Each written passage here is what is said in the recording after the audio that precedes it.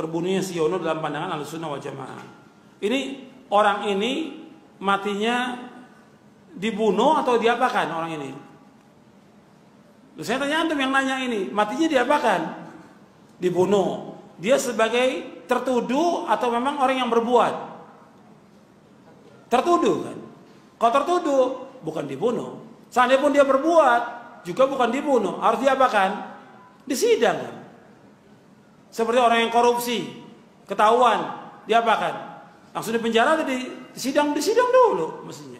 Kan hukum yang berlaku demikian. Membunuh orang yang nggak bersalah hukumnya berat. Membunuh seorang mukmin, seorang muslim hukumannya berat dalam Islam. Ancamannya berat.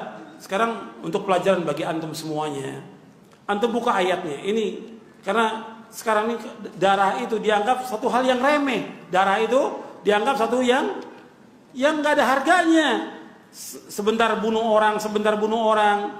Bahkan ada satu lembaga yang dibolehkan untuk membunuh orang tertuduh. Nggak boleh dalam Islam. Siapapun dia.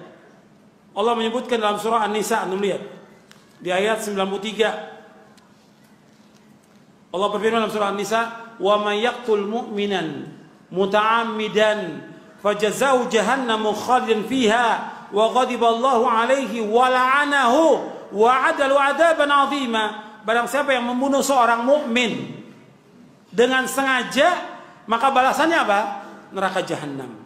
Dia kekal di dalamnya selama-lamanya. Allah murka kepadanya, Allah laknat dia, Allah sediakan adab yang pedih. 5 Allah sebutkan. Orang yang membunuh seorang mukmin dengan sengaja, maka yang pertama dia apa?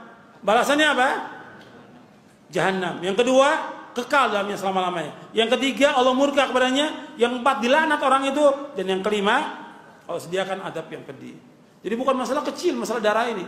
Bahkan kata Nabi, la zawalu dunya ahwanu indallahi min qatli rajulin muslim. Hancurnya dunia itu lebih ringan dibandingkan dengan terbunuhnya seorang muslim. Nggak boleh. Membunuh seorang muslim, satu orang muslim, sama juga membunuh manusia semuanya. Allah sebutkan dalam surah Al-Ma'idah, wa man qatala nafsan fakana man qatala nasa jami'a. Jadi orang yang membunuh satu jiwa seolah-olah dia bunuh manusia semuanya. Jadi ini harus diingat ini yang seperti ini. Bukan masalah kecil. Man qatala nafsan bi ghairi nafsin aw fasadin fil ardi fakana man qatala nasa jami'a. Barang siapa yang membunuh satu jiwa tanpa ada jiwa yang lain, maksudnya bukan dalam rangka kisas, bukan kisas, atau dibuat kerusakan di muka bumi, maka seolah dia membunuh semua manusia. Karena apa? Dengan terbunuh satu jiwa ini hilang keturunannya. Hilang kan? Keturunannya, nggak ada keturunan lagi dia dengan dibunuh. Makanya nggak boleh orang itu membunuh seorang muslim, nggak boleh. Membunuh orang kafir aja yang tidak ikut dalam medan perang, boleh atau tidak? Nggak boleh. Sekarang kita punya tetangga orang kafir. Kita nggak senang dengan orang kafir ini, kita bunuh, boleh atau tidak? Nggak boleh. Bahkan kata Nabi, man qatala mu'ahadan lam yara raihatal jannah yaumil qiyamah. Barang siapa yang membunuh seorang kafir mu'ahad yang punya perjanjian dengan orang Islam, atau dalam riwayat yang lain zimmiyan, yang kalimat mu'ahadan dalam Sahih Bukhari, yang zimmiyan dalam riwayat Nasai, maka dia nggak akan mencium aroma sorga. Membunuh orang kafir aja dengan sengaja dia bunuh, dia nggak akan mencium aroma sorga. Apalagi dia membunuh seorang muslim. Orang kafir nggak boleh, kecuali di medan perang. Jadi betul-betul masalah darah ini besar dalam Islam.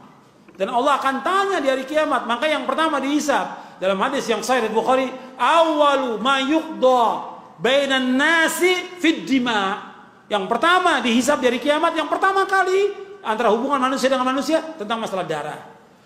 Hubungan manusia dengan Allah dari kiamat yang pertama kali masalah sholat. Darah pertama kali. Makanya ini nggak boleh kita membela. Kalau orang membunuh seorang muslim harus dikecam habis-habisan orang itu.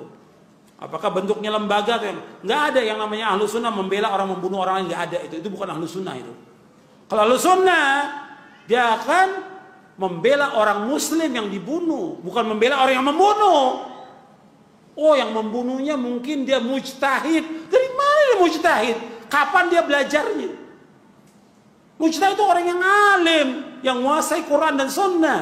Mujtahid, dia berijtihad. Bukan orang nggak ngerti berijtihad membunuh orang. Kalau begitu, betapa banyak nanti orang yang dibunuh kaum muslimin dengan sebab itu. Jadi ini perbuatan dosa besar. Di dunia akan diazab orang yang membunuh itu, di barzakh akan diazab, di akhirat lebih keras lagi nanti diazab orang yang membunuh seorang muslim. Tadi saya sebutkan berapa? 5 Allah sebutkan dalam Al-Quran. Al-Quran teman-teman, belum lagi hadis Nabi yang lain. Nanti orang yang dibunuh akan nanya, dalam keadaan orang yang membunuh ini memegang kepala yang dibunuh, dia mengatakan, ya Allah, tanyakan kepada dia, kenapa saya dibunuh ya Allah. Itu penghinaan yang luar biasa. Allah akan dimasukkan dalam neraka dengan sebab itu dia.